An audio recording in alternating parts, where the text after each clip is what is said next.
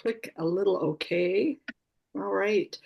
All right, everyone. We're in for a real treat tonight. We have Brian Buckrell here from Collingwood, and he has a full presentation planned for us, a full 90 minutes. It's a bonus night tonight. So I hope you went with a large cup of tea, and I think I'm going to pass it over and give him the full time to tell you about his journey and his technique. Spotlight, Great, thank Brian. There you. we go. Take it away, Yeah, sir. thank you, ma'am. So thank you, everybody. Thanks for the invite. Thanks for joining me this evening. I'm going to take you on a bit of a ride here. Basically, it's the process that I use, or the thinking process that I use in constructing a painting. So this is intuitive for me now, but I thought I would share, depending on your level of experience. You may not have been exposed to this approach or whatever. So I thought I'd walk you through what I'm doing here.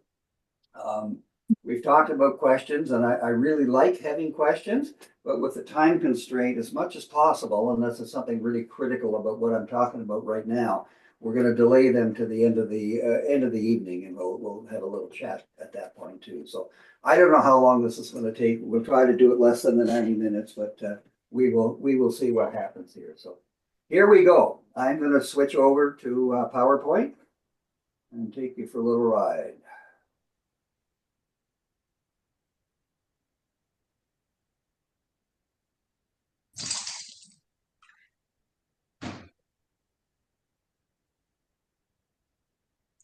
Okay, everybody see that okay? Yes, sir. Yes, sir. Yeah, nice and clear. Great. So again, thank you. So this is going to go for about 20, 25 minutes, and then we'll get our paints out and get dirty here in a little bit. So I want to sort of just share what I think in my head when I'm making a painting, what I consider is important to me in my construction of something that's interesting. I'm always thinking about this. I mean, it's a part of me now. I don't have to consciously think. It's like driving a car after 50 years. You just do it. And so these things are a part of me, but I think they're really important to what I try to do in constructing a painting. I do not want to reproduce a reference. I want to use a reference as a point of creativity, as a point of starting. And so I'm always conscious of, if I'm a slave to that reference, it's not what I want. I want to be using it as a start point and kind of go from there. I want to be in charge. I want to make decisions about the reference and what I think I want from it. And I want to design every one of them that I work with. So rarely would you see a second photograph based on my paintings with it.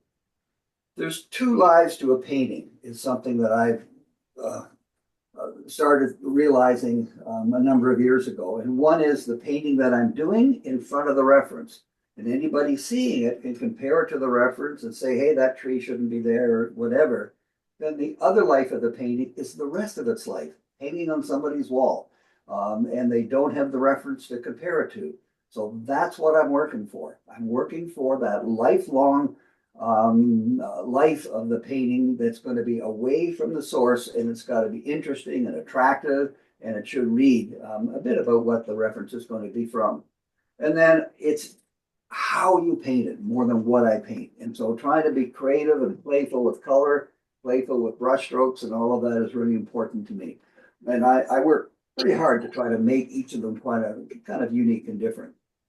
So we're going to be constructing a composition.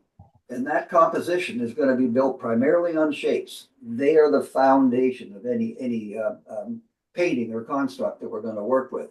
And then we're going to put the values into those shapes to try to get each of them individual. Some will come forward, some will go back, and so on. And then we're going to top it up with color to give it some zing and make it interesting to look at. I'm going to put almost no detail. That's the last thing in my painting. And that's the thing that I decide after the fact. That's usually what I decide the next day if I'm doing a plein air sketch or a fairly small painting here in the studio. I would go back at it the next day and see if the big things worked, then come back in and say, now, can I support them in any way? Excuse me, with some detail. So I want to just walk through a few things here. I'm going to be focusing on shape. Shape is the construct. Oops, what happened there? Shape is the construct of the painting. It's about that. Um, and each of the shapes, needs to be independent, and they should tell you what it is. I mean, those shapes look like trees. If you don't think they're trees, it would surprise me a heck of a lot. So that's the identifier. It's the shape that we use to create the construct that we're working with. And then we put the value in those shapes. And the values create separation between the shapes. And when you're starting out, you think that this is pretty obvious. I don't need to talk about this, but that's what's going on. And you've got to realize that when you're constructing your painting or critiquing your painting. This shape is a different value from that shape. It's obvious, but that's important because that's how you construct your painting. And the values also create the foreground, midground, and background. Value makes this Lynn come forward. Value makes the eagle come forward. Value moves these guys behind it. And value has created those trees way in the distance. And you wouldn't think that those trees were anything but in the distance because they're simply flat light values. So when we're constructing these things, we're always working with that. But these trees come forward visually because they are a darker value. They can be a different color. They could be even in yellows as long as they're darker than what's behind it. And the ones in the distance are darker than what's behind that. That's the construct that we're working with the whole time in our planning. Dark comes forward, light goes back with it. I work with the Munsell value scale as, oh, darn. Um,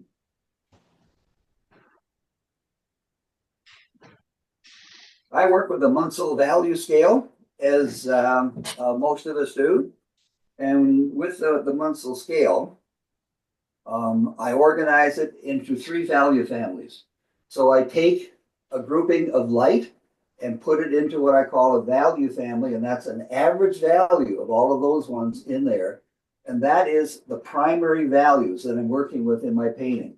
All my shapes get that primary value right off the top, and then I can compare them based on that flat value alone. It's just like a puzzle of different flat shapes. Really important to me to build this way.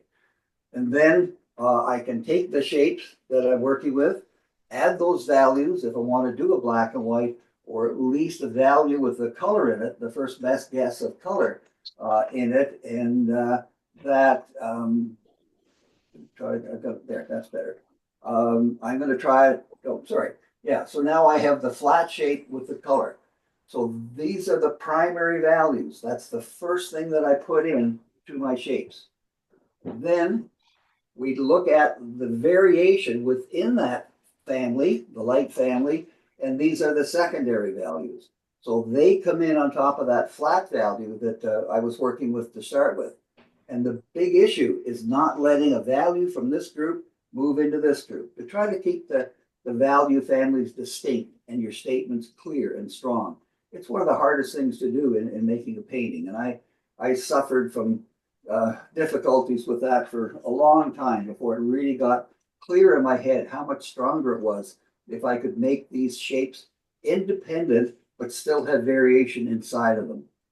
So it's basically taking what we had before with the primary value and sticking the secondary values inside there, and they have to live in that value shape as best they can. And that's a slow, steady process in building a painting that I really, really encourage. People, when I talk about linear perspective, half the people leave the room. Think it's about buildings and so on. Almost every strong painting is built on the foundation of linear perspective. And all it means is that everything gets smaller with distance. And it doesn't have to be like this guy where it's just a perfectly clear road, but things get smaller as they go further away. That's linear perspective. And it is an important tool for us to be able to exaggerate that, to make the trees in the foreground larger than they are in the reference, and to make the trees in the background smaller than they are in the reference, or the rocks, or whatever it is we're working with. So we tend to really push linear perspective. And all it means is things close to me get bigger, things further away get smaller. And that creates tremendous drama in the painting. Very important. It's a great tool to really emphasize. Then we, on top of that linear perspective, we come in and we add our aerial perspective. And that's based just on value and color. And that enhances the linear perspective to bring things forward through temperature and take things away through temperature and through value as well. Darks close to us, lighter values in the distance. So they're basically there to enhance the linear perspective. And that's what makes the painting zing. That's what makes it strong and really makes it come at you or go off into the distances with it. So in aerial perspective, the values, the foreground tends to have the darkest and the lightest. So that's a foreground here of an old sketch. We got some of the lightest in here and we have the darkest in here. It's a great mix. As we move into the midground, we lose that emphasis on value variation. As we move into the background, it's gone. It's basically flat. Very little detail and very little distinction between the shapes that are back there. And you have to force that on your paintings. It doesn't, the references don't give you that in many cases. So you've got to force that to make things come close and make things go back. Excuse me. The other is color. And understanding that if we want things to come close to us, we have to encourage them through warmth and temperature and saturation. So the warmest and most saturated colors, if there are any in your painting, come into the foreground. As it goes back, they cool off, and as they go back, they're totally cooled into the violets and the blues. And the big catcher is the yellow. The yellow is the first one to disappear. And if you've moved yellow into the midground, you have to really neutralize it with its complement violet or getting into yellow ochre, that kind of thing. That's the one that tends to get visually confusing if you've got yellows back here that are too saturated. So we're working with values, darker as it comes closer, and we're working with color, warmer as it comes closer.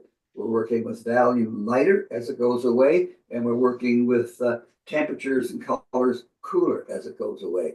That makes the painting read and makes it zing, but we've got to be able to enforce that on the reference because it doesn't work like that. You're not given that in many cases. The last thing that I have in my mind when I'm thinking about is John Carlson's theory of values and angles. And anyone that's a serious has a serious interest in landscape painting, I really encourage that everybody should own that book, John Carlson's Guide to Landscape Painting. It's 100 years old. It's a classic. I don't know any professional painters, especially instructors, that don't own that and encourage it. It's the foundation for many of the fancier books we have today. But the knowledge, the information is really so solid in his book. The pictures are in black and white, but if you go to Google, type in his name, you're going to get all the images in color. So it's I think it's $15 on Amazon. It's a great investment. But what he said, it is obvious, but like a lot of things, until somebody says them, you don't say, oh yeah, why didn't I think of that? The sky is the light source for most of our landscape paintings for most of the day.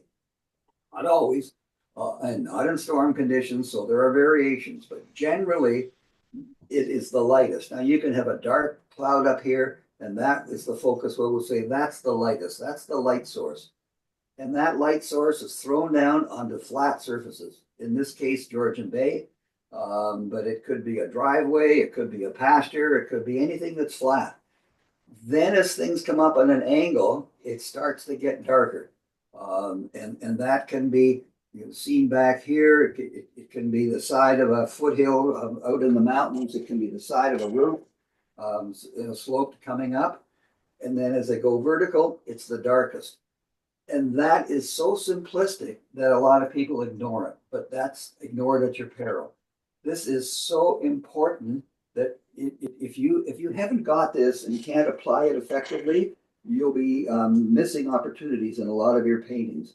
And where this is applied often is in the critique, coming back after you've done it and you look at this thing and say, ah, this would be stronger if I change the value on this. I do a lot of critiquing of others' paintings, and this is the most common thing that I'll sort of pull out of my toolkit and apply to a lot of the work that I'm looking at. It would be stronger if you made the background this, that, the next thing, based on that relationship that Carlson described. So that's really important, and it's really something that I fought it initially. I thought this is silly. It isn't. It's very important in constructing most of your landscapes. So I'm going to make a painting. And when I make a painting, there's four things that I have in my mind. There's four things that play. I am going to look at my shapes and try to make them correct and interesting. Yeah, that's not a bad shape. Looks like a tree. That's okay. It relates. I'm going to look at the correct values, and I'm going to apply John Carlson's guide. It's going to say that the light source is in the sky. It's going to throw that light down on flat surfaces down below. And as things get more vertical, they get darker. And the things that are really vertical, the tree is the darkest of all. Then I'm going to look at linear perspective and make sure that I've got this effect and the fact that my tree closest to me is much bigger than the ones back there and bigger than the ones way back there. That's strong linear perspective with it. Then I'm going to look at aerial perspective, and I'm going to say, okay, is the warmest part of the painting close to me? Does that surface, that pasture, get cooler as it goes back? The trees, are they darker and the colors stronger and closer to me in the front here? And then do they gray and disappear in the background? So I have applied all of those things. So I'm always going through this all the time. Is that a question? No. Okay. And then I use this the same when I'm critiquing my work, whether it's in the field, at home, whether it's halfway through, it's just always looking at these four things and just asking the question, have I done this well? Have I delivered on what I would like to do to create this as an interesting piece? So that is foundational for me. I'm going to be working on a split primary palette, and that is probably the most common palette that most of us use. So it's a warm and cool of each of the three primaries. And it doesn't matter which yellows, as long as one is warmer and one is cooler, or which reds, one warm and cooler and one blue. Then I add convenience colors and complements. So every one of these, so the burnt sienna is going to complement the blues, the Viridian is going to complement the reds, the dioxazine purple is going to complement the yellows, and so on. Then I like a neutral gray, and I have some playful colors, a teal and a magenta, that are just fun, that I enjoy. And then black is going to be a part of everything I do. Not that I work with black on its own, but I use it to neutralize. I use it to take colors down, and I use it with yellows to make the strongest variation to greens. I use the greens a lot that are black and yellow with it. So that's the foundation. I work on a glass palette. It's 18 by 24 glass palette with gray, liquid Texas gray actually painted underneath it. I work from my fishing tackle box, and I really like this approach. This is something that I just started about 5 years ago. Almost everybody now that's in acrylics is using it. And it's really nice because you can, mix things up. I can add other colors to it.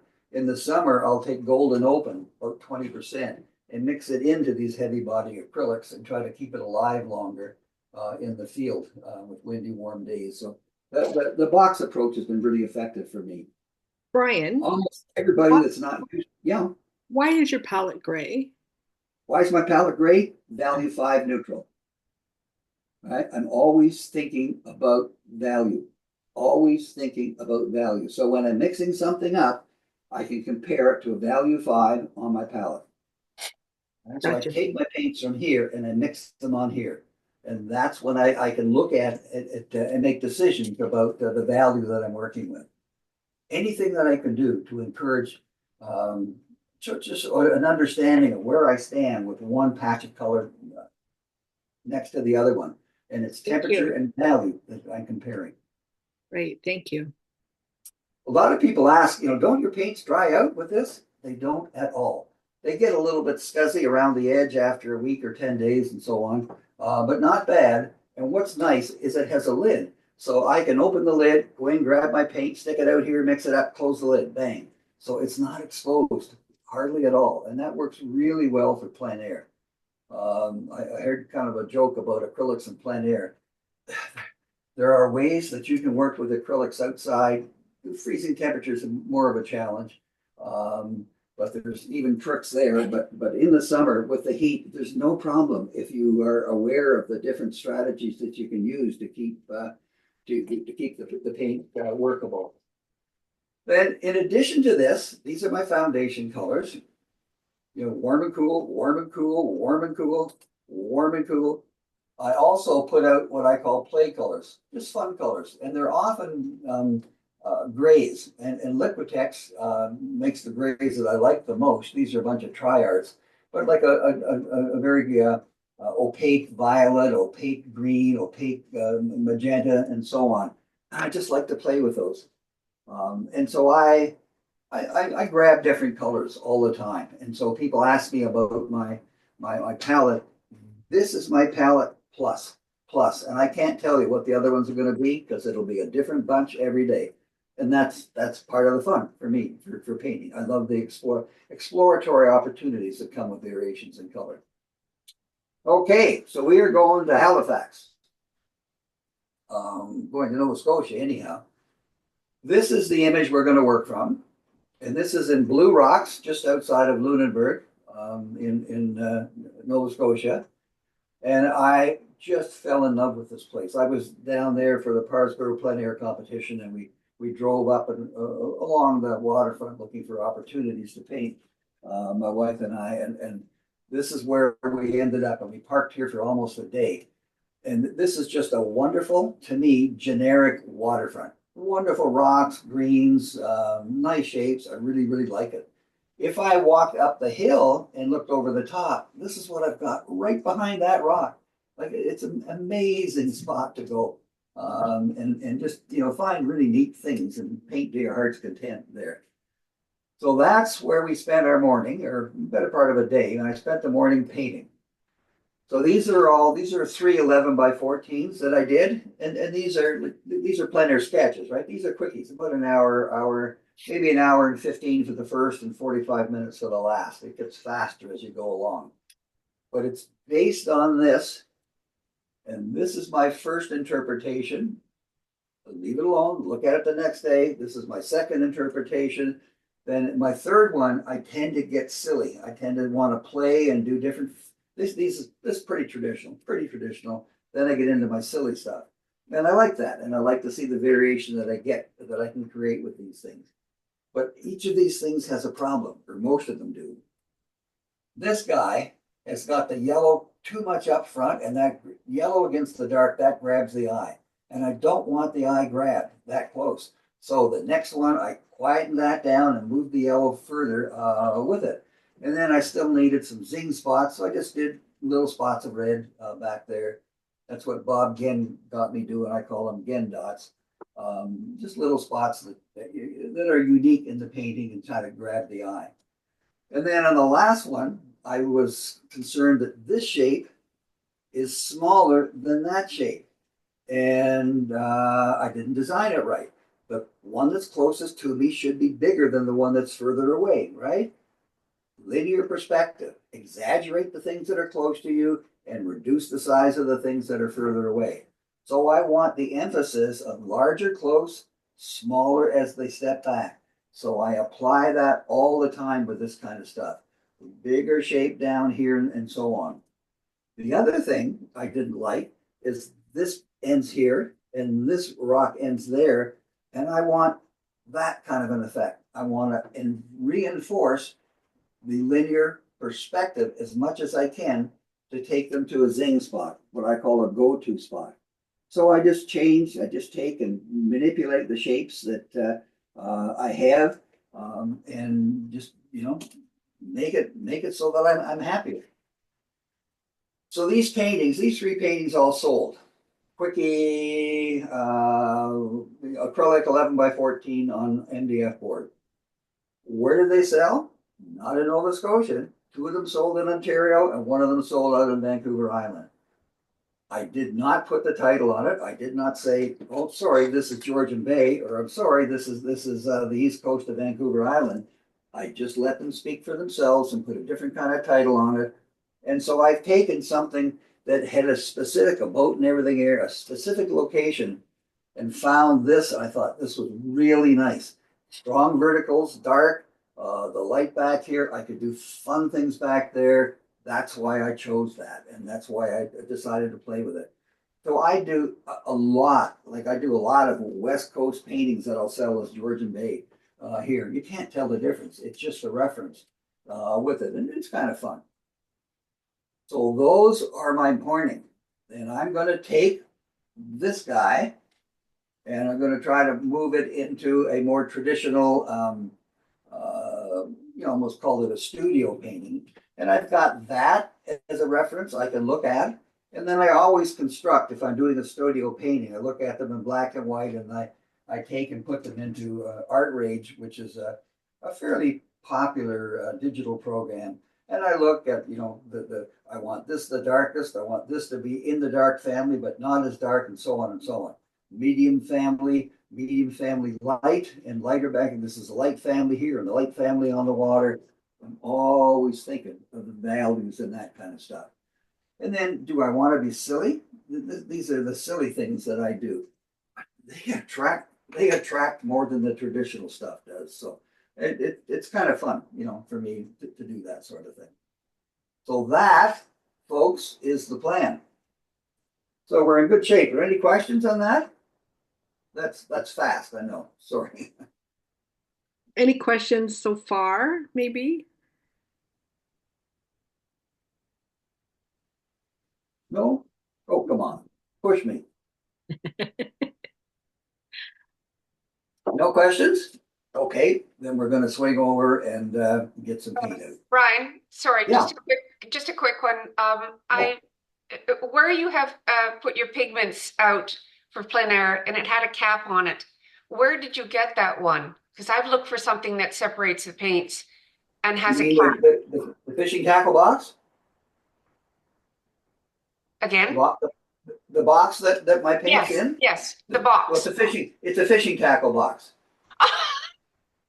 Uh, I can get, Oh gosh, You've been looking in the wrong places, Louise. I guess. I thought I had a bunch here. Um, there's there's a smaller one, Oh, and I oh use my that gosh. for plein air. And sometimes I'll have two of them. And who makes a nice one? You can go to Home Depot and Husky. If you go in the area where they've got their bags for carrying Okay. stuff, Husky makes a different selections of these for holding screws and that. Um, Oh, I thank you so much. That I've been looking for something like that for so long. and then Michaels has them as well. Okay. Or you can go. This is called Art Box. You can go to Amazon and just Google Art Box or just type in Art Box. You get all the different shapes and sizes, and that's a Okay. good product line. But Okay. they Thank you. so this is all dried, right? This is my summer one from last year. So I've left it open. It's all dried. It's acrylic paint.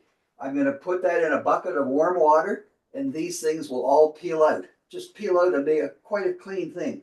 I just use them and use them and use them. I use them and abuse them. And they, so I've got this in my studio. I want to go plein air. I just pick it up, and take it to my car. It's so convenient Okay. with it. Thank you so much, Brian. Anybody else? That's a question I always get. Okay, so we are going to hopefully swing over to my other camera. It's hopefully still on. Looking good. Okay, I just gotta pop open some water here and I'll straighten that out a bit. So I'm working on an MDF board, 12 by 16 with canvas.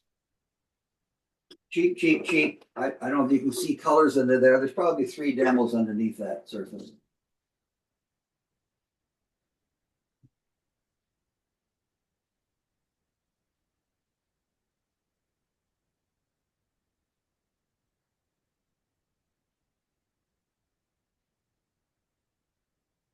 Yeah, that's about the best I can do. That okay, Karen? Yes. Okay. So I have done my thinking. I have worked through the process of deciding what I want to include and how I want to do it. And so I take, first thing is a water soluble pencil. This is a Burr water soluble pencil from Faber-Castell. And that allows me to quite quickly just put my thinking in with it. You know, I can just go through and shape here, so on. Big one here until I've got what I think is a reasonable composition. Then I take an acrylic marker, and the first thing that's important is the horizon line. So I make a commitment. That's where I want the horizon line. I want this shape, something like that. And the paint will do the final drawing. So I'm not worried whether this is totally correct or not. I want that kind of a feel there.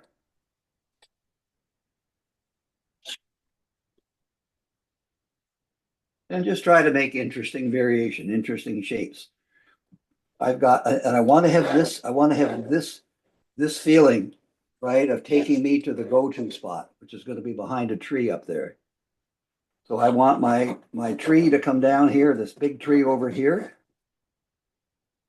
And it's just a tree-ish thing. It's just a tree-ish thing. It doesn't have to be the perfect tree or the same tree.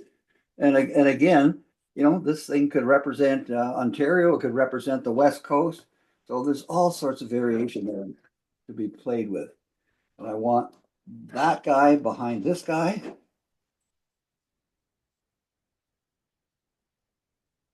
And that one has got to overlap the background. This foreground has got to overlap the rock, which has got to overlap the second rock, which has got to overlap the background hills back there. Overlap, overlap, overlap. Just says, I am close, you are behind. And it makes the perspective really stronger. I want some water down there. We want to close off this a little bit to keep the eye in. And I'll probably close off the top of the sky up there with it. So I got to look at that. And I want this kind of a feel, right? I don't want flat. I want that kind of a feel. I want a rolling rock surface. So I do all of that just to remind myself, once I get into the painting, I'll sometimes forget my plan and just get carried away. So I just look at it and play with it and make it interesting best I can. I know I want this to be dark out here, and the tree will get lighter as it moves in with it. Okay, that's my plan. Excuse me a sec. I'm just going to dry that.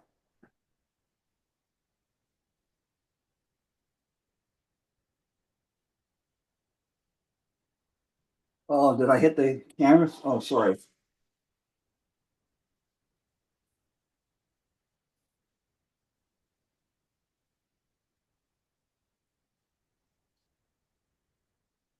So then I can take and remove the water soluble pencil, clean the thing up, and see what my plan looks like. This is an approach where you're sneaking up on your painting with your plan. You're not making a commitment. You're not really committing it until you're actually getting your brushes out and making the paint. But being able to come in with something removable, changeable, like the water soluble pencil, can be really important for people, especially at the beginning, that are anxious about the plan and just sort of want to get that going. Okay, while that dries, get out some stuff here. We decided earlier on that it was better. There's not a lot to see in the color mixing that I'm going to be doing here. So we didn't set up the camera on the palette. I'll tell you what I'm working with as I do it. Let's have some fun. I'm going to try something different. So I'm going to moisten this. This is one of the hairdresser sprayers. Works really nice as a light spray. I'm going to grab So this is a legato brush, Lagatto, I think, from Opus. Really nice, firm. And I'm going to take it. I'm just going to put some underpainting on this guy. That's why I moistened it. I don't work with mediums. I work with water.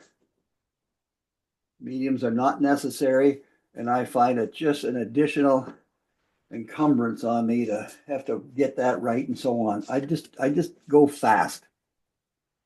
So that's okay. Then I can take and I can add to that, or I can remove it with a rubber shaper. And I can develop a value plan if I want with a rubber shaper. Just play with different stuff.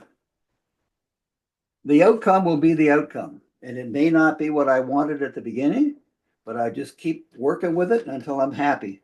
And my normal technique, my normal approach is that I paint fast and then I slow down at the end and spend a lot of time with them. It's often the next day.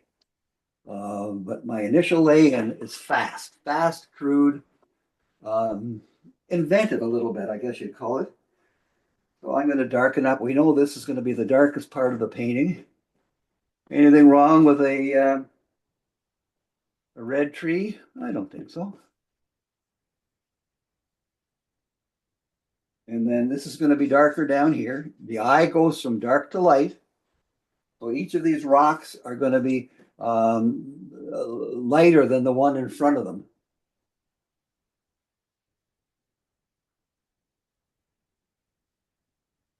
These are really nice brushes. This brush is probably 7 or 8 years old. Just stands the test of time. Just play, add a little bit to this one, and we'll leave that one as it is back there. So I'm starting to develop a value relationship. Didn't have to do this. I just thought, what the heck, just for fun.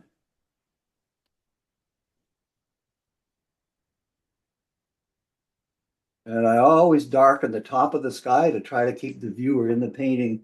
And I'll end up making the water darker on this side so the viewer can't walk out. And that's where our punch will be in there. We'll make uh, a zing back there in the distance. Okay, so always start with the darks first and start with transparents on those darks. So I have a sap green that I'm going to mix into this red. And I'm going to take the brush and hold it gently, and I'm going to drag. And there'll be some application and some missing. This is scumbling. You should still see some of the red underneath that. Just big bold brush strokes and no, absolutely no blending. I just apply one, apply the next one, change the shape, move it around, and so forth, and just start to slowly sneak up on the thing. I do not think about the final outcome. I do not think about what I want in the end. I let that develop. I am a painter that responds to what's already there. And so I feel very comfortable in just quickly banging in something and decide if I'm happy with it or not. So I'm playing with warm, darker in this foreground area. I'm going to stick some of that up in the tree too. That's not bad. That's a burnt sienna added into it. We'll let that dry. So I am now doing what I said before. I have my shapes.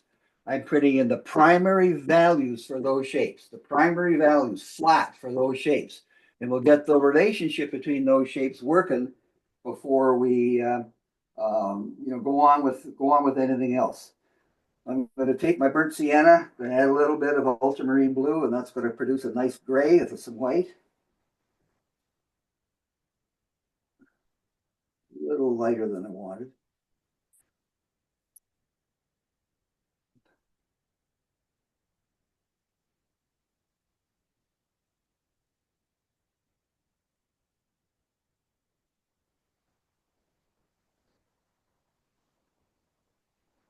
I really like these big strong brushes for the first lay-in. And then you come inside those with interesting strokes.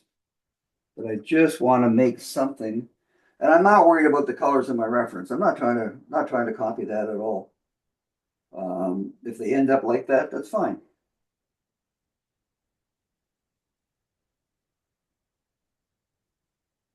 Questions? I'm quite comfortable painting and answering questions, so don't worry about protecting me.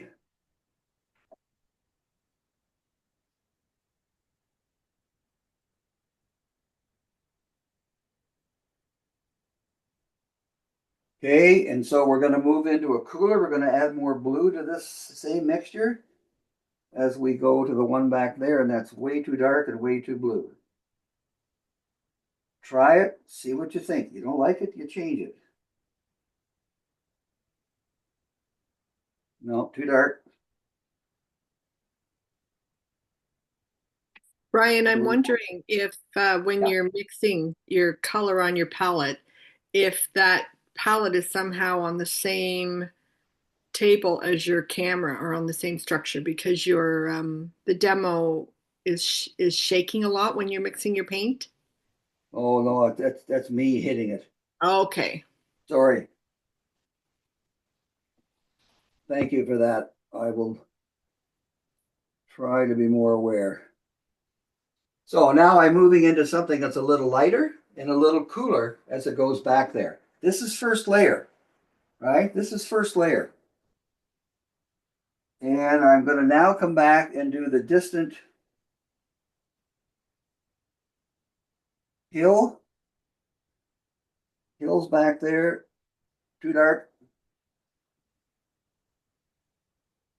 Blue, so this is a primary blue with a little bit of burnt sienna, and it's going to move into a greeny look. That is the value I want. And I can do anything here because it's going to be shaped by what's up top. It's going to be shaped by the sky. So I'm not worried about making a mess. I'm a negative painter. And that allows me to shape things by what's behind it. And you're not using anything mixed in with your paints at all. No, I'm not. Is that a problem? No, there was a question if you were using a retarder in your paints. No, no, I do not. So I am not a medium painter. Some painters are. David Langefield, biggest example. But it's not necessary to use mediums anymore. Golden has put a really nice thing on their website where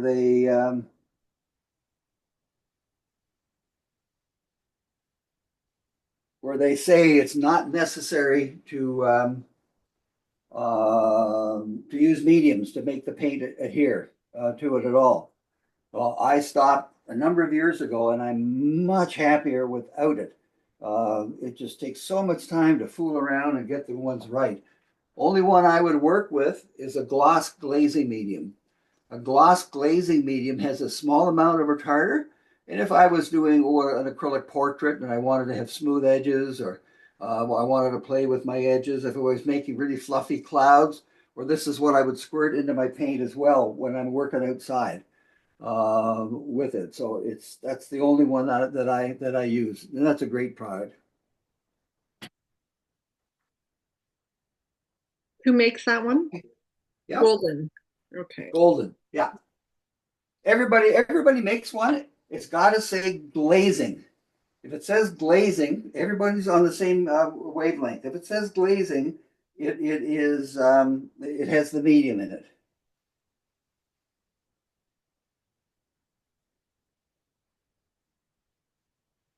Okay, so sky.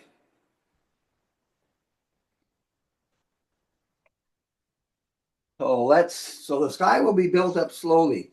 I've got to make sure that I my reflection down here.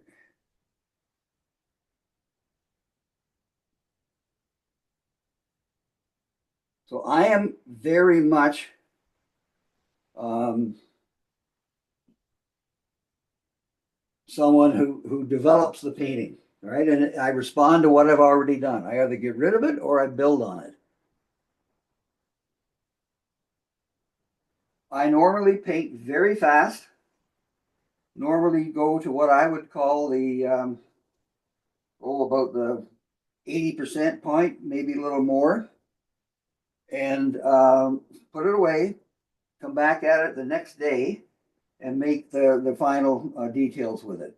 So I like to go really fast and then I slow down, really slow down at the end and try to just give it an opportunity to sort of tell me what it would like me to do.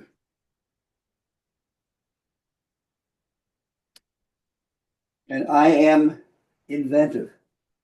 I play as long as I got my construct right. I've got my linear perspective in. I've got fairly good grasp of the um, aerial perspective. Then I just play, try to make each one unique and different.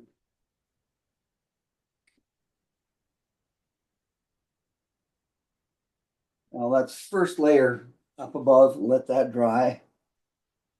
Bit of a sky hole over here.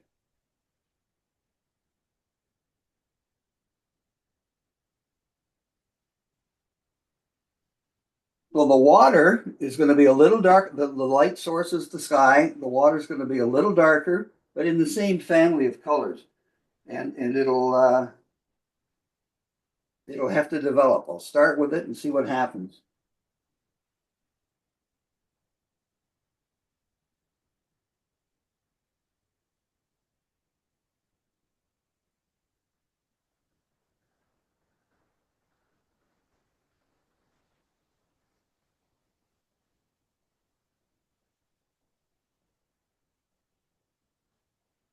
A little more drama in the sky. Like drama.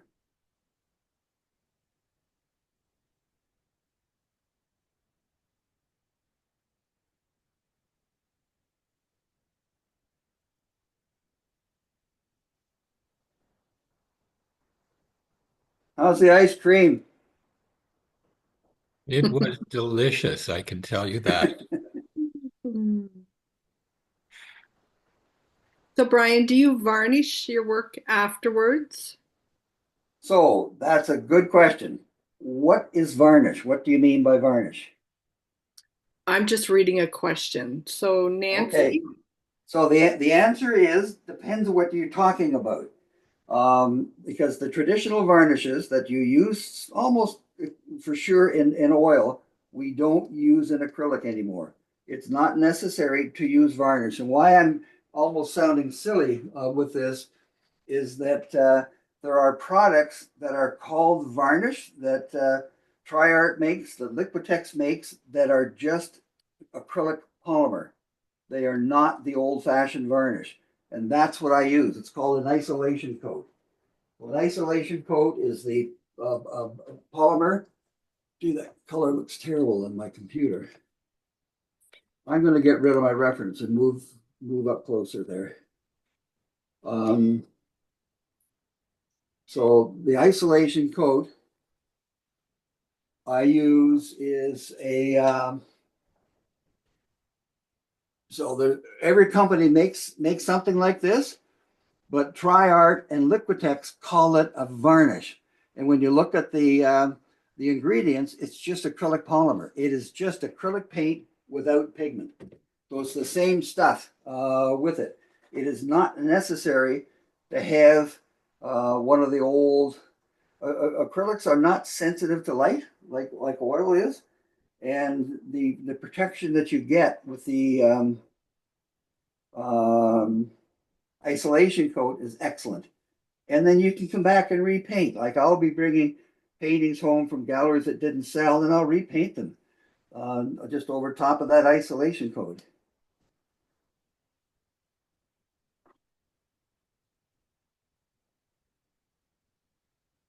Is that a gloss finish? It's a gloss finish. The finish is determined by how thick you paint it on or how many coats that you use. So I use one coat and I do not put a lot on. So um, um, a semi-gloss for me.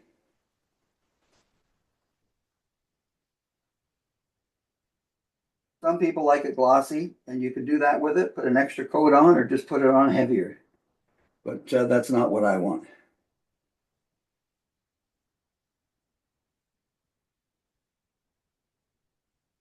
So still sticking with the same brush, starting to work inside some of the shapes now and putting in what I would call the secondary values. I have to So ask what one have I more got? Am I question lined about, up here? That's not bad. Am I lined up there? That's not bad. Now I got to get inside these things and try to make this interesting. Go ahead, Kyle. I oh sorry, I got to wanted work to on. ask one more question about the Yeah, isolation coat. Do yeah, you have to use an isolation coat? Is there a big advantage to it, or yeah, can you? yeah. You should because that's what protects your painting. That's what takes Grandpa's cigar smoke off of it or prevents it from wrecking it, just like a varnish would. And that also probably pins down your painting for guys like me that don't use mediums, which everybody thought you had to do a while ago. Now we know you don't, but this ensures that you're securing, you're sealing the outer layer of the painting. Thanks. I would, and I do it almost right away. As soon as the thing is dry, I put on my isolation coat. I would Brian, never send a painting. Sorry, yeah. sorry, we have a question about scale. So when you're working on a larger canvas, you use a larger brush. Is that right? Yeah, like this is a pretty big brush. I mean, this is an inch and a half brush. And it just like I like this because I can bang in with this thing. I have no fear working with this brush because I can take it and I can do, we can come in here with it. We can do all sorts of little things, and I can just, especially in plein air, I can just manage this thing to dance in different directions, and it works out fine for me with it. So it is. A brush that I like. I have larger brushes, and if it's a big painting, then I would move into this sort of thing. This is from Princeton. That's a great big guy. That cost $70. I can't believe I bought that. But it's a great brush for doing what I'm doing here, right? I'm working on first layer here now. Um, oh, let's have some fun. Let's play with this. Problem is I can't fit it in my fishing tackle box.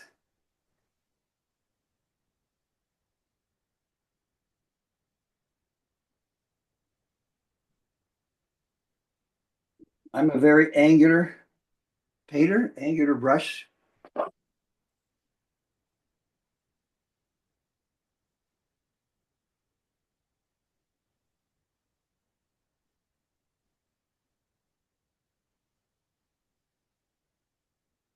Going to something big like this, it just prevents you from being too picky. And I really like and encourage that. And just putting in you're mark making basically. And do you usually use a flat brush? I usually use a flat. I rarely use a um, uh, give me the other one. Round? Yeah, well, I almost never use a round. Um, I'm experimenting. I'm spending this winter trying new things, and I'm taking a workshop with a Nova Scotia painter, Eric Jacobson. I don't know if you know Eric's work. That he's pushing me to try different things, and so I'm trying different brushes and just different ideas and try to just goof around.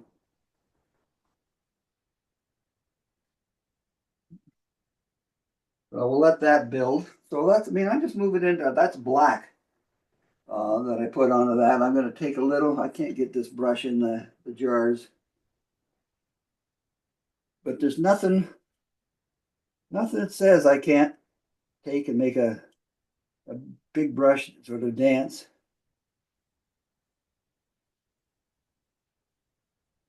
Have you tried a filbert? Yeah, I use them a bit, but it's basically a flat. I don't use brights hardly at all. Basically a flat that I work with.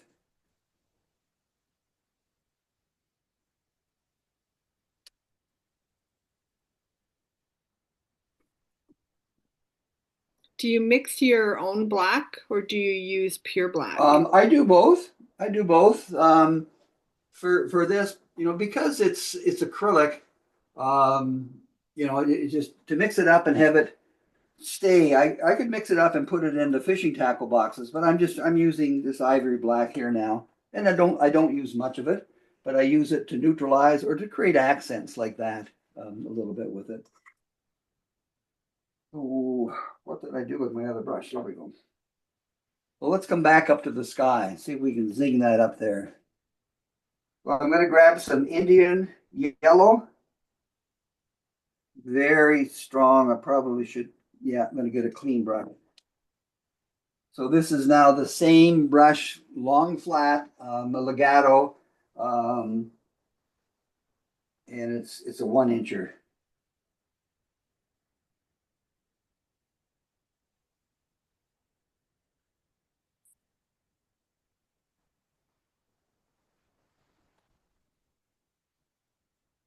Lay it down hard edge and then bring it up to a soft edge. Lay it down hard edge and then bring it up.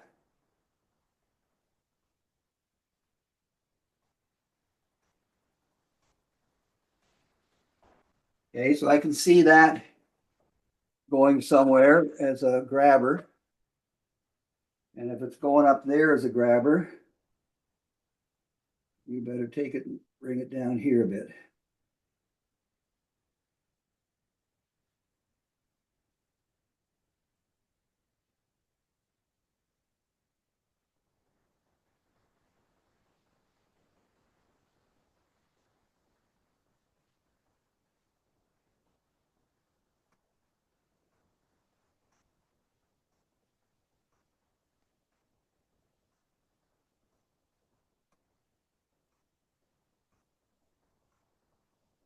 And I'll just goof around on the water till I sort of have a feel of something that might be interesting with it. It's too yellow.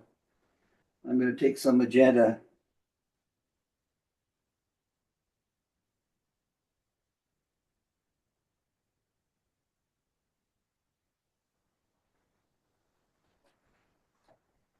Boy, the camera sure is distorting that. But now I'm just fooling around. I'm just asking myself, okay, so what would make this interesting? What would make this fun? What would make it attractive?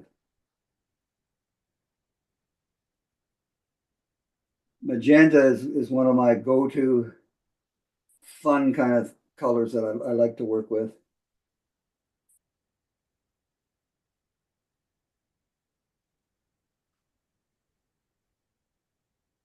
Okay, I gotta get away from it for a few minutes. How are we doing? 8 o'clock.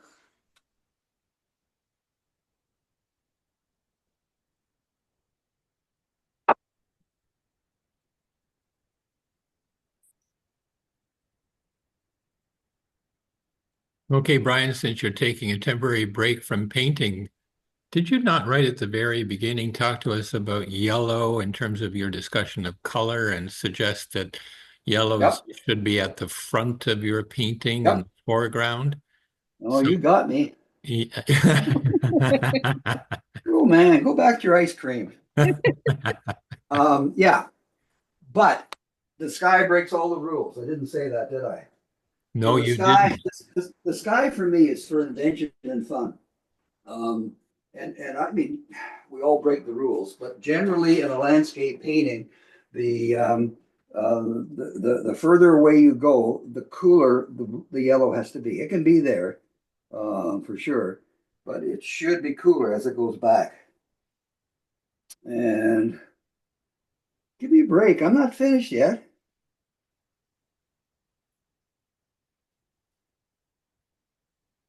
It was just a question, not a critique. And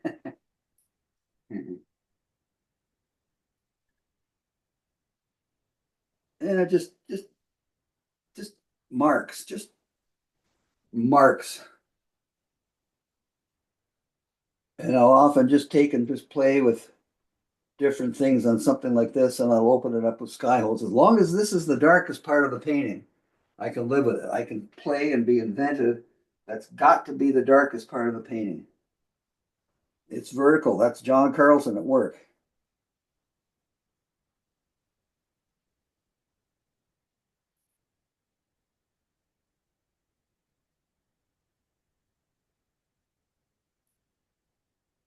Okay, so take some of that, some of the brown.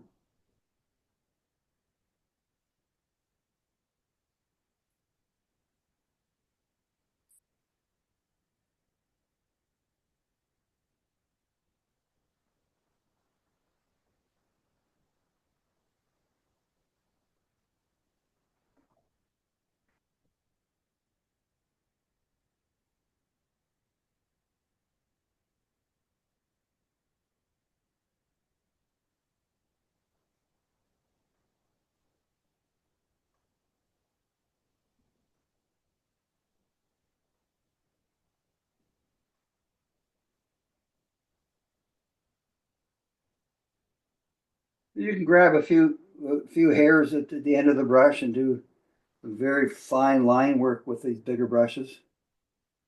Play with a variety of different things. And I want more light and dark variation in these things now.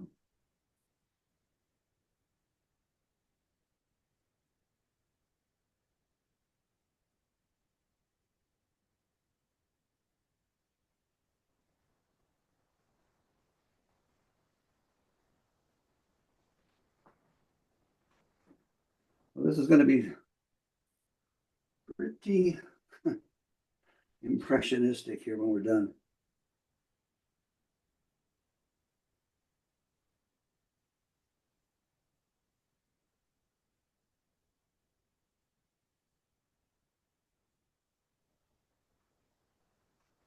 It's funny, a lot of the stuff I do today, I would consider wild compared to what I did even a few years ago. But there's more commercial interest in the wild ones than when I thought I was painting well before. So it's a win-win for me because this is a lot more fun than being correct. That's interesting. The market has changed, right? And Well, the market's different. People always gravitate to Van Gogh. He's hardly a you think where the popular is, and so many of them, right from our group of seven. Look at how inventive the group of seven were back then, 100 years ago. Like, no photographs. Really, really interesting. mhm. Really interesting what people want and what they like. I can never figure it out. Half the ones I sell I don't like, and half the ones that don't sell I really like. Hmm. I think everybody would tell you that. It drives you nuts. Doesn't matter a toot as long as you're having a good time. Just have fun. That's right. That's really important. Yeah. Really important, especially if you're trying to learn that you're freeing yourself up from correctness as much as you can, where you can, to try to just relax. If you relax, you'll do a lot better.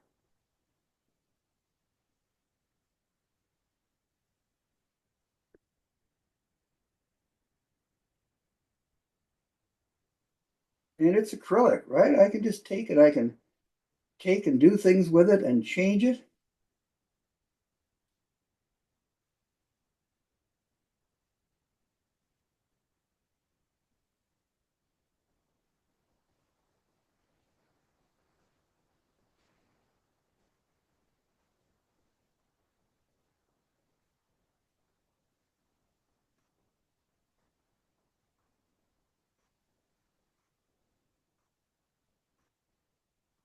Can you give us your thoughts on reflections? Yeah. So here, I mean, there's not a lot. There's just a little bit I'm putting down. I'm just, fooling around with color with it. But the source of the reflection has got to be different than the reflection itself. That's the primary thing that you got to remember. The source of the reflection, if it's a dark source of a tree or whatever, then the reflection is lighter than that dark source. If it's a light source, then the reflection is lighter. Is darker than it. So it's opposite to what the reference is. And it makes a huge difference once you start to understand that and buy into it. Huge difference. Brian, could you repeat that, please? Yeah. So if we had a tree here that was reflecting in, the reference or the reflection of that tree would be a different value than the tree itself. If it's a light tree, like a nice yellow red autumn tree, then the value would be darker probably in the water, and the colors would be muted compared to the saturation in the tree. If it's a dark tree, I mean a really strong evergreen, then it would be the opposite. If it's a strong dark tree, it will be a light reference or a light reflection. Same color, but lighter. With always water lines going through it. That's really important. A lot of people put reflections down and don't make it really clear that this is water. Well, even if your reference is still water and you can't see any water lines in it, don't do that. It's got to say I am water.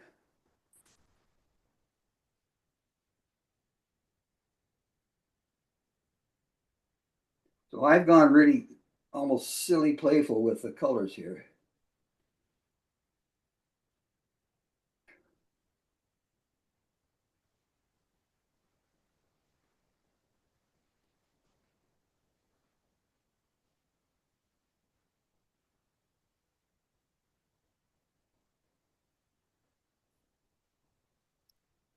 So I'm just playing, trying to see what I would like.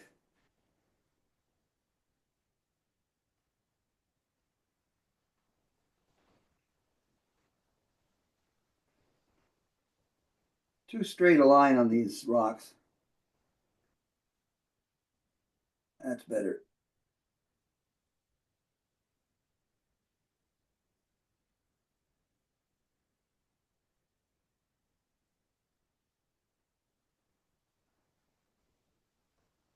So I just keep doing it and doing it and doing it until I get, closer to where I want to be, and then I'll stop and make decisions about whether or not, I'm going in the right direction. And most of the time, I would quit at a point where I think I'm okay, but I'm not sure, and so I've got to come back the next day, let it dry because it is different when it dries. I don't know if you acrylic painters see that, but we know it dries darker, but it dries flatter too. The paint, the surface layers tend to um, go in and absorb what's underneath it, and it can be really dramatic, the change that you get.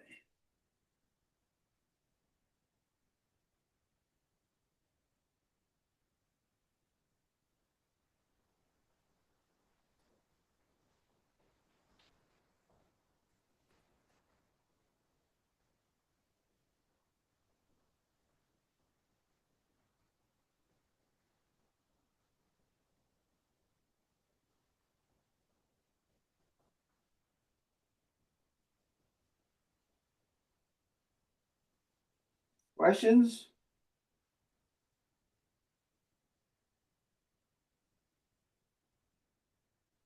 I think we're caught up. When you started with your MDF board, how smooth was it? You gesso it and then Yeah. sand So it? this is a used one. It's got a number of paintings underneath it. Yeah. Right? But it wouldn't matter if it was a new one or an old one. It's the same thing. If Do it's you a new sand one, it? No, I don't sand at all. I don't like sanding. I sure don't want to get oh, what is in MDF? Oh, the Um, resins and stuff. Yeah. yeah, it's not very happy. It's not a very happy thing to absorb. Yeah. So sanding is out for me. Um, and I don't need to. I don't want a flat surface. Hmm. Um, maybe some of you have painted with Marc Grambois, great painter and friend, but he likes his surfaces flat. He sands the heck out of them, not me. I want them rough, and so when I put my gesso on, I use it with a roller that's got some tooth to it, Hmm. so it's always going to have a bit of a zing. I want to have just variety, little fun stuff in it as much as I can. And so, geez, I'm not answering your question. I almost forgot what No, it was. no, I just thought it looked very smooth when you first started with the No, underpainting. actually, it's actually not. Mm, There's lumps and bumps of old paintings underneath it, and I like that. yeah. I'll there. That's a nice bite. I like that. Hmm. I like to have that effect of something underneath it, Yeah. and to try to make it interesting. I don't know, just interesting. Variation, variation, variety, variety, variety. So this is too dark. That's about right. That's got to be darker if this is going to stay like that. And that's what I decide the next day. I just go around and ask myself those questions. You're working with you just put in some light color there, and I am guessing that you're just using a light yellow. Just want to make sure that you're not using white or to ask about the No, use of I white. rarely use white. This is actually one of my favorites called a light pink. Light pink. It's a really nice sky color for me. Um, and I also I'll put some green gold up there. I also like green gold in the sky. Wonderful color. So that yellow color is called light pink. That's called light pink from um, Liquitex. And I mean, I could get the same thing from other companies or something like it. So I'm just fooling around now. What would make this thing more interesting? Have I got the right lights? Have I got this, that? I'm going to take the water back into there a bit. Now I'm going to take some and I'm going to do some what I call tickling, but it's basically scumbling. So my brush is fairly dry. I'm holding it really lightly. I'm putting it on the edge and just dragging it down. And I don't know if you can see the hit and miss effect that I get with that over top of what's underneath there, but that can be very effective. What was the name of that green that you're using that you It's like? gold green, green gold. Everybody makes it. It's a must be on your palette color, as far as I'm concerned. It makes. I mean, look at the color of those greens. That is just gorgeous. Do you just wipe your brush off, Brian, between colors? Yeah, the odd time I'll stick it in the water, but I don't make a big deal of it.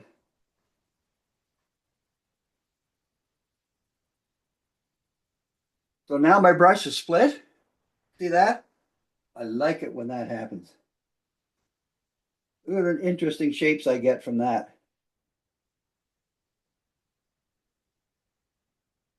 Just little sort of organic. Let's put some of that on the rock too. Now I'm being silly. No, I'm being silly a long time ago.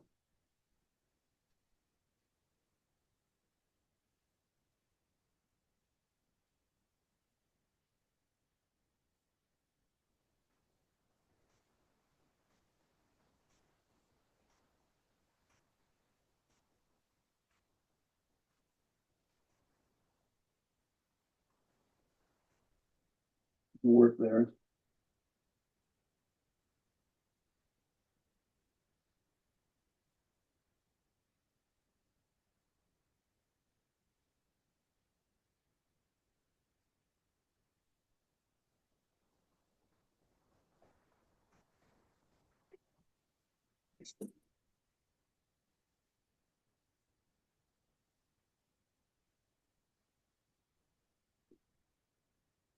So this is a teal color,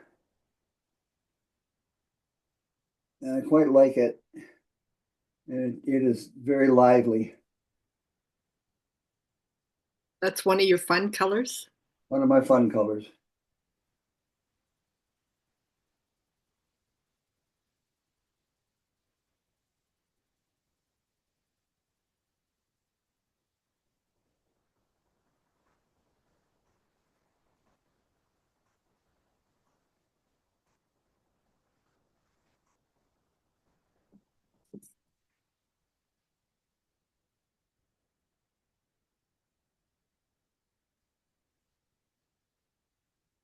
I just keep trying stuff and see if I like it. And if I don't, I change it. So that drives a lot of people nuts that are trying to follow me.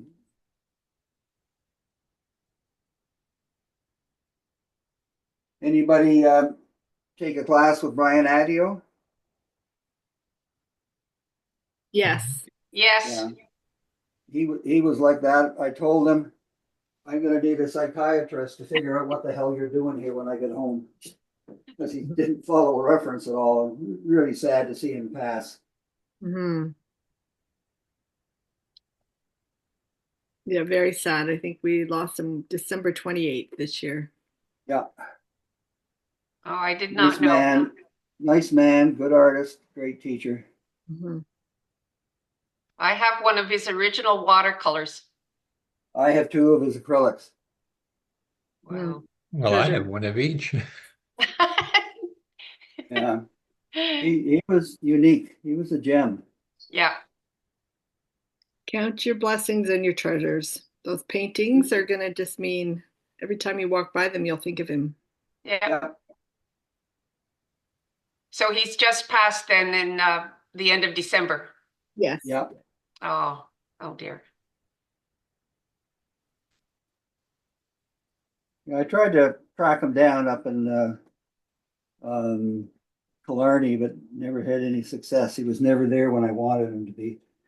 I'm making a change here. I'm going in to add some alizarin crimson to the tree to bring it forward.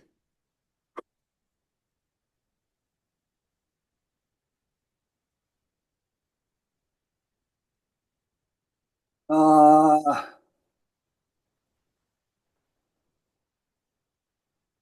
So, Brian, we have a question. How do you critique your own work?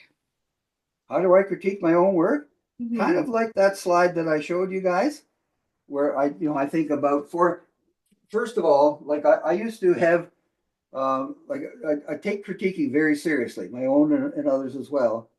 And I used to have a list that I would change every few years of things that I need to look at in my paintings. So I used to sit in the living room and put my paintings up in front of me, and every one of them, I would look at them and go through this checklist to see, are the values right? Is it a strong dominant value?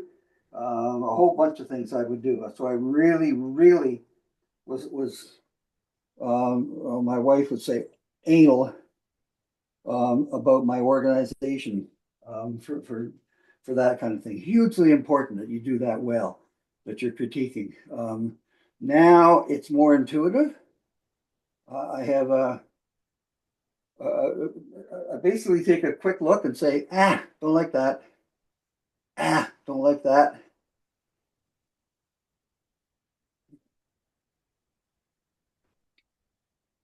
And so, I mean, that's a lousy answer. Sorry. Um, it is hugely um, it's very personal. Like the stuff I like now, I would have hated a few years ago. So I've totally changed in who I want to be, and that's a reflection of me going and spending time with um, Jacobson, Hmm. um, wild and crazy painter. If you don't know him, wild and crazy. I'm getting old, eh? And you want to try some last things while you can. Oh, no, don't start the bucket list painting story. That's about it. Oh dear. Well, you're evolving. You're an artist. You get to evolve. I've not done a studio painting since my wife died a year ago. So I'm trying to play. I'm trying to figure out who I want to be when I grow up. Mhm.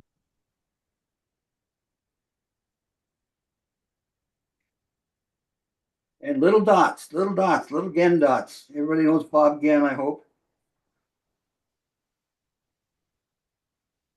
Anyhow, yeah, let's Brian, call it. I had the fortune, great fortune of going heli painting with him in the buggy boos Oh, lucky you. I before he was at his passed. last workshop. Yeah, Yeah, he was a bit of a mentor to me, and yeah, I'll always remember and appreciate him and his daughter as well. yeah. Oh, that the bug was Slob there as well? This was, oh my gosh, this was a good decade ago. Yeah, I would Um, think. I think it's a yeah. number of years since he's passed. Yes. Yep. He did the last main workshop out on Cortez Island, Yeah. and just had a wonderful time. And he was trying to die at that point, but Yeah. he would he'd be out there at 10 o'clock at night reviewing your work. Yeah. Like he was such a devoted teacher. Yeah. And one of his paintings, we were doing a plein air up there. I'm sure I got hypothermia that day. But he did a little red dot, and I Little had red dots, Gen dots. I I had a red jacket on, and it became my painting. Yeah, yeah, Gen dots. Yeah. All right. So you've stopped working. So anyone that would like to ask a question can unmute themselves and maybe speak with you directly if they Yep, have last minute. have at it. We Well, have about 7 minutes or so. I And wanted to, I wanted to That's read Nancy's question, which is if that you is were wild. critiquing this piece, what would you say? Because now I'm curious about whether you would do the intuitive approach and say, or what you would say using your intuitive approach. So, You what know would what you I say would about do? this one? Let's do it. Gotta let this dry.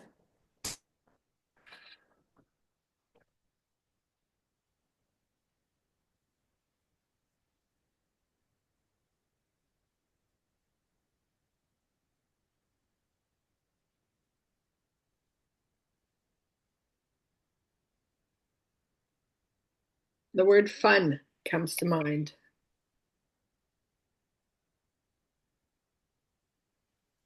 So I would take my acrylic marker and I would come in and say, oh, geez, I don't think I have a white one.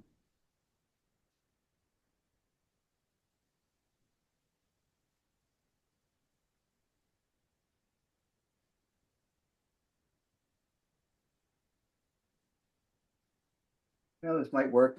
I would come in and say, I want that straighter there. I want to bring that reflection down. I want that fill in there. This is what I would do. And I've got way too much crazy colors here. But I want more feel to that with it.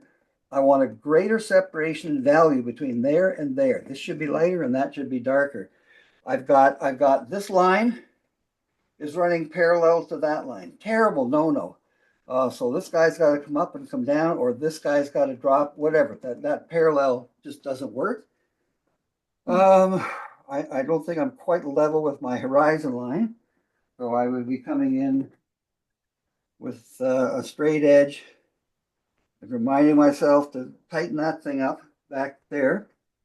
I want, I don't have the feel that I want to have. I want that darker in there and darker in there. And I want to quieten this whole area down. I don't mind moving into the green here. I'm okay. That's too silly there. I might have some more cloudy horizontalness up there, but that's what I would do. Come in and say, okay, let's even break this guy down. Let's make number of shapes inside that guy. So it's usually to do with shape and value, and just constantly, I want the foreground to be darker, rock, than the one behind it, and it's not. I want the one behind it to be lighter now, and it's not. And it's going to be worse when it dries tomorrow. It's all a part of the game. This is a part of the process for me, at least, for painting. And what I would do as well, I would probably reinforce overlap. I would take some of this tree here, bring a limb down there to overlap the rock, to make the rock, make the rock clearly behind the tree. Make that clearer. So I do this, and this is what I do when I bring paintings home from the gallery that hasn't sold. I'll take them and look at them like that and redraw them, rethink them. It's usually the shapes that are not right, not strong, not building the perspective that I want, that kind of thing with it. You can't see the light reflects, the light's reflecting at that top right corner of the dark, and so you've lost the effect. It looks gray, but it's very, very red, alizarin crimson red.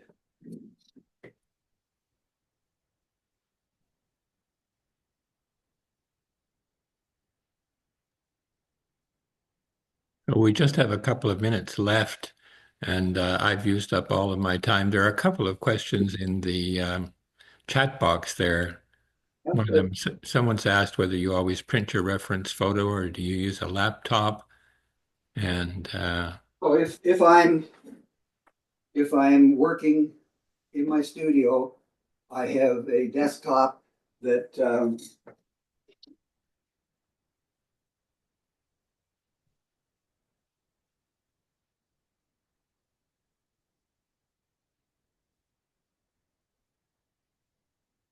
I have a desktop that swings over to a monitor beside my work area. And that's what I paint from, that monitor that's over there, coming from my desk where I'm sitting talking to you as well. So I've just relocated here a few months ago. I was out of Vancouver Island. I had a 1,000 square foot studio out there. Here I am working in an 8 by 10 bedroom. So it's a different life here. It's okay. It's working. I'm almost doing more teaching than painting now. You enjoy teaching, right? Yeah, I love teaching. Yeah, yeah, it's obvious. And I and you're having more fun with your paint. Your fun colors are more fun than ever. So this is crazy what I did tonight. These darn demos, you can't stop and think. You just got to keep going. And, oh, it's almost 8 o'clock. Got to go. And so I just do intuitive things on it that I just, oh man, I look at these after and think, good Lord. What the other thing I would do with this, I would probably glaze this. Whoever was at Bob Ginn's workshop, he's the great glazer. I would probably take phthalo blue and glaze the whole thing down. Drop it down, cool it, and then come inside it again with some opaque colors to make a change. So I would make a sweeping pan change to the whole thing with a glaze, with a transparent. That I do about half the time. And he used to use a lot of black for that, a lot of ivory black. Yeah. Will He also used to use Prussian blue as well as this with blue phthalo. Yeah, it's a beautiful color. Yeah. If you go in and make changes that you're happy with, will you send those to us? Will you send us a picture of your final painting? Only Do I want to spend my time on this thing? That's up to you. I'll see. I got a full week ahead here, so we'll see what happens. Yeah, no worries.